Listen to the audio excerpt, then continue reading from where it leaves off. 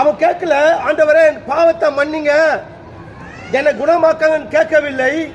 ஆனா கர்த்தராகிய இயேசு கிறிஸ்து அவனை பார்த்து அதிகாரத்தோடு சொல்லுகிறார், உன் பாவங்கள் மன்னிக்கப்பட்டது, நீ ஏந்து புறப்படு இயேசு சொன்னார். ஒரு திமிர்வாதக்காரனை,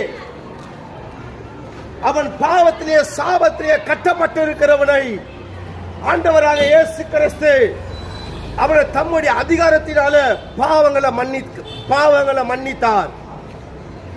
தம்முடைய அதிகாரத்தை வைத்து அந்த திமிர்வாதக்காரனை எழுந்திரு இயேசு சொன்னார்.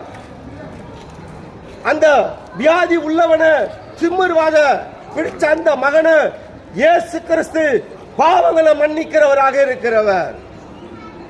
இந்த தெய்வமானவர் மட்டும்தான் மனுக்குலத்தின் பாவத்தை மன்னிக்க கூடியவராக இருக்கிறார்.